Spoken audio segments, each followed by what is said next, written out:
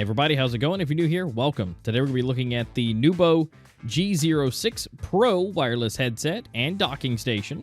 Now, I do have the original G06 headset that you've been seeing in all my videos, but today we'll be looking at the new Pro variant that does have a docking station that can charge a PS5, and that's kind of what it's branded towards. If they're going to be coming out with some other ones, it's still to be determined. But today it is going to be officially the PS5 version with the charging docking station. So let's sit back, relax, and let's go ahead and dive in and see what we get and see what's in the package.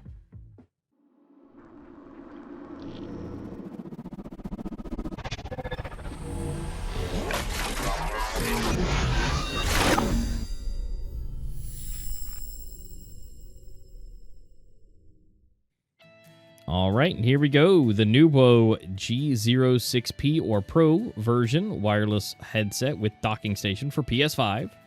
Right here on the side, we do have the barcode here if you want to scan to go straight to Amazon. The back of the unit here has the literal back of the unit and what it shows for pairing and the devices that it can connect to in which mode. And then here on the other side, we do have the support email, 24/7, your warranty, replacement, and the driver update if you need it, which is for a PS5 patch for it.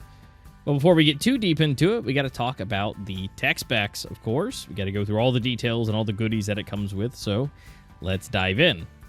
Some of those specs include a lithium-ion battery, which has 1200 milliamp hours at 3.7 volts, up to 120 hours at 70% volume, which means you could probably get more if you lowered that. Approximately 6 hours to charge, but that is a little bit dependent because there is more to that. We do have 4 hours for the headset by itself to charge on the dock, no controller.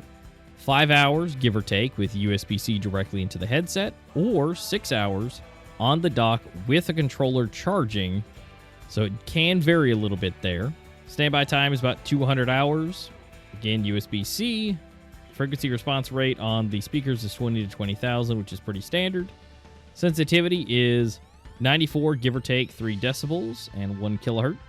Microphone sensitivity is minus 38 plus or minus 3 decibels, 1,000 kilohertz. Corduroid. And then the range for the wireless and give or take the Bluetooth is about 10 meters. And that's kind of line of sight. I mean, we start introducing walls, that might go down a little bit, but that is a thing to make a note of. The speakers themselves, along with that, will be 32 ohms. It does have the microphone itself that can be adjusted up to 120 degrees. Does have ENC, but it kind of depends. I mean, it's pretty decent. You don't really hear a whole lot on the outside of that, but it is there. And of course, just to round out the speakers is 20 millimeter dynamic drivers. It does support for PS5, PS4, PC, Mac, mobile, and Xbox, but only in the wired version. Now, something that I did want to note that I did run into and they are aware of, so if you do find this, you just be aware. Sometimes the unit can come in Bluetooth mode out of the box. It's supposed to be in 2.4, but if you guys plug in your USB dongle and it doesn't connect, just keep in mind, change the mode and it may go into the 2.4 and then connect. I actually had one of those units, so that's super great that I get to tell you guys that, but just be aware, there also is a video supposed to be added to Amazon and for the tutorial, so if you do run into that, just make sure it's not broken. It could just be in Bluetooth mode. But with that being said, if you guys are enjoying all this lovely information, just feel free to drop a subscribe down below and a like if you don't mind. We do huge in-depths on these things and correspond with the manufacturers to make sure that we get everything covered. Had a lot of correspondence on this one, so feel free to drop it down below if you have any questions. Also, and like it and subscribe. But back to the main unboxing. Let's get into it. All right, so let's get this thing opened up. We can see a huge piece of plastic, which this headset and stand, everything's all here inside this plastic right off the rip, which I love. Got a nice plastic cover with everything already on, including it on the dock, just like you see in the pictures, and on the box. Everything has a little bit of wrapping on the headset itself. We're just going to slowly and gently pull everything out. And it does hold on with a magnet. And we got a little gift on the bottom. Got our manual and all the extra goodies. Go ahead and get this stuff out of the way. And let's go ahead and check out the goodie bag. We do have the USB dongle. We have some cables, a dual 3.5 millimeter, and a charge cable. But before we open that, Go ahead and check out this headset. Look at this beautiful white and black contrasting. Got the Nubwo logo here on the side. Everything is kind of mesh as far as the ear cups and the top goes, so super comfy. We've got a nice ratcheting headpiece, and right on the bottom we have the gold contacts and the little notch, which gets locked in. It is supposed to have kind of a safety mechanism that while it's charging, it will detach for that, and so once it's done charging, it will not continue to charge. But we'll go ahead and get these things out of the bag. Get all the extra goodies. So this will be your USB-A to USB-C cable. Would love to have seen a little adapter for a USB-C to USB-C plus a little USB-A head, but that's okay. Then we got a fancy, nice, the gold-plated looking 3.5 millimeter cable, and that's going to be for your Xbox mainly or anything else wired. Got the same USB dongle as the regular G06. And right here on the back, we do have the model and, of course, the made in China. And then we do have the manual, which double the points for them because look at that. Not really. It looked like a booklet, but that's the thing is it's not. So right here, they almost had the points. We do have everything that comes in the package. We have the information on the docking station itself, the charging lights, the indicators, everything with it, what every button does, how to power it on. This is for your wireless mode and how to turn everything on. This is for charging. You have the USB-C or the docking station. Has some information as far as that goes. Feel free to pause if I'm going too quickly. This is for documentation. How to use it with a PC/Mac for wireless mode and what you need to change your computer to. I always love to see the screenshots, so people makes it a whole lot easier. You have the PS4, PS5 controller, which you can also use the 3.5 millimeter or the wireless dongle. We have some of those specifications we talked about here. And then key features, how to use, and this is some troubleshooting here. I use this a whole lot while trying to figure out the Bluetooth mode. And then, again, some other maintenance and cleaning and how to keep things fresh. We have their socials, some QR codes, and the website and support email. So if you need any assistance there, and then we go into the different languages after here. But it was so close. This is always a thing for me. I love it. It does fold down nicely. I got to give it to it. It's okay. It's fine. It folds down to look like a booklet. But I wish I could have given the points for the booklet with a staple and I could flip pages. But it's not a super huge roadmap, so it's fine. And right here, we're going to go ahead and look and see all these buttons. We have the volume knob, everything on it for the charging. But, of course, we're here. This is the Pro model. The docking station is kind of what you're looking to see as well. We have the 5-volt, 2-amp right here on the back. And again, that can be split depending on what you're charging. We have the little housing unit here. So if you're using the wired version, you can make sure you don't lose the wireless dongle. It fits in pretty snug. It takes a little bit to get out, so you're not going to really lose that. But you put the headset here on the side. You can see the gold pins. And, of course, it does, again, magnetically click in. Right here for the controller, which I would love to have been able to show you, but I don't have a PS5, and I don't have anyone that I really know with a PS5, so imagination here. But right here on the front, you don't have to imagine. Here's where you see the LEDs right here for the headset and the controller. There's a little bit of RGB action here on the bottom, which we'll see here in just a bit.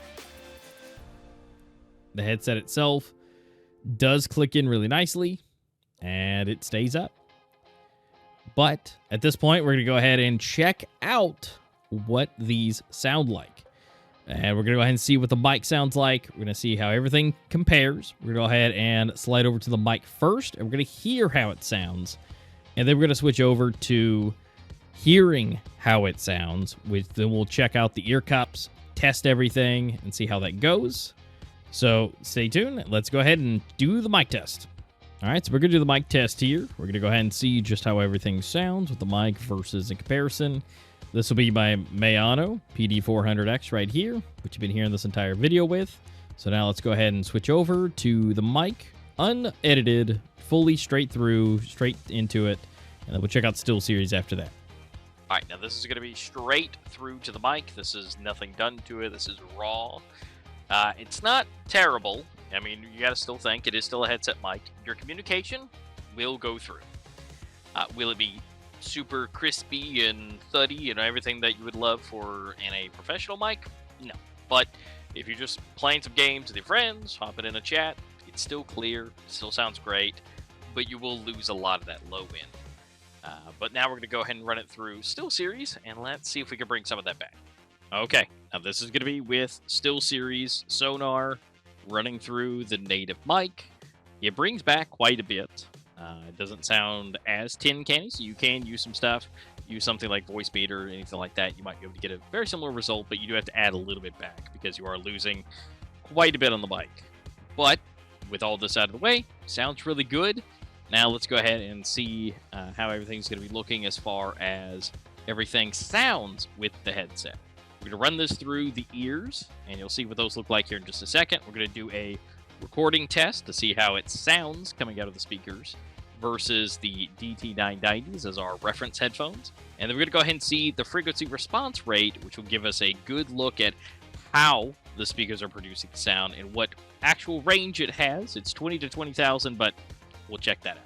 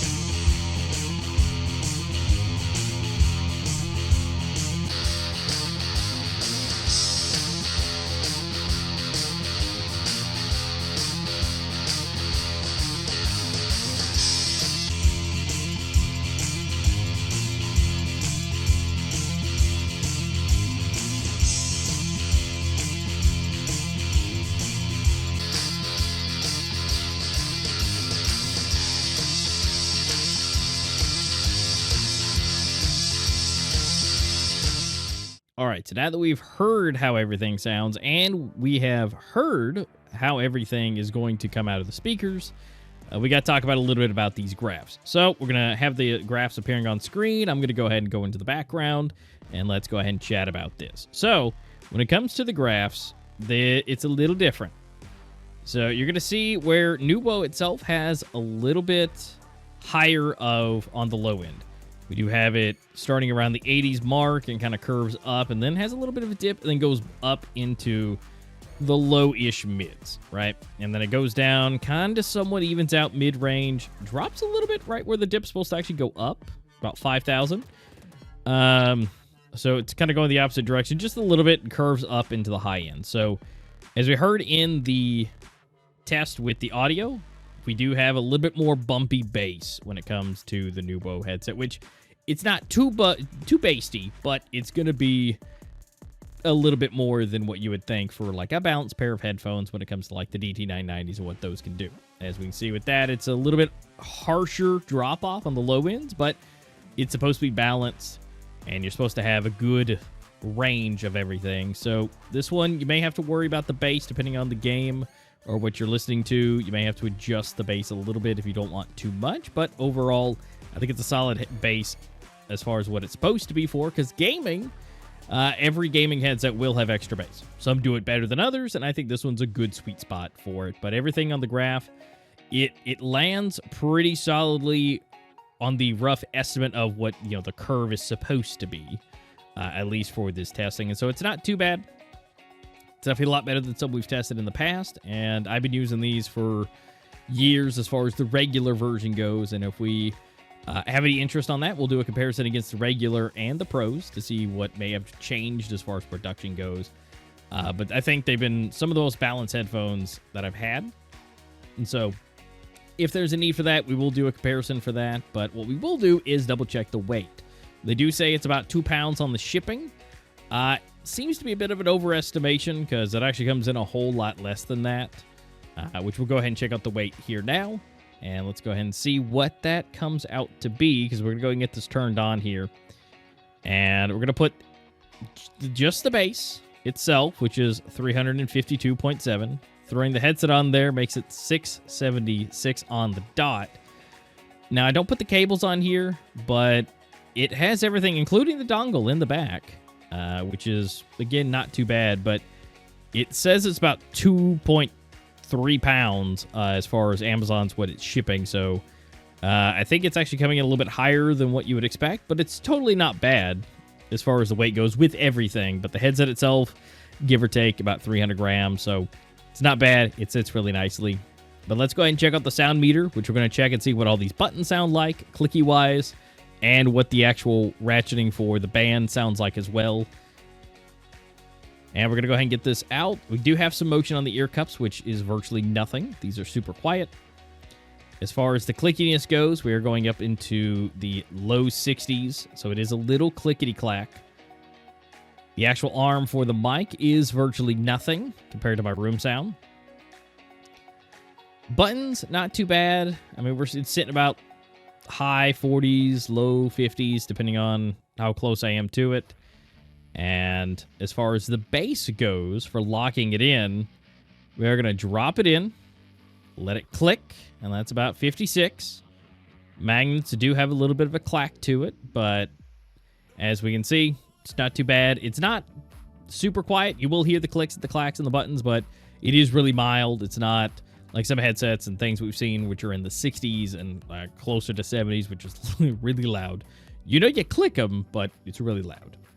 But overall, honestly, I like the Pro model. I've had the regular model, might be a little biased here, for a long time for the regular one. Been using the G06 for probably 7 years now. This is my second one that I've had. I had the original one, then there was this mid-tier upgrade, and then now we have the Pro upgrade. And honestly, the docking station is premier, and especially if it does do the locking, especially once it's fully charged and stops charging, that's incredible and will be great for battery life of this thing for years to come. I would love to see maybe some different model variants for maybe an Xbox charge, which might be a little hard considering those don't really have internal batteries. Some do, but some don't. So I don't know if that's going to be possible, but I would love to see one of these, maybe just with a controller stand that doesn't necessarily charge. But also I'd love to see one with maybe no controller and just have just the straight up dock. Maybe a wireless charger could be put into place for your phone. That would be cool, Nubwo. That would be a great idea. But so far, I love it. I'm a little bit biased since I've used them for years, a bit of an underdog. I haven't really mentioned them much in my videos, but they tend to be the one that I just keep using and going back to. And so we'll see how these appear going forward and how I use them in the daily life, because that 120 hours of wireless is huge. And when you're looking at wireless headsets, battery life is king.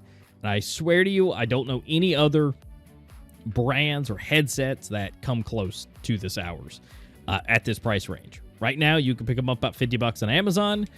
Regular price is about $70, so if you get them on some good sales, it's not too bad. It just all depends.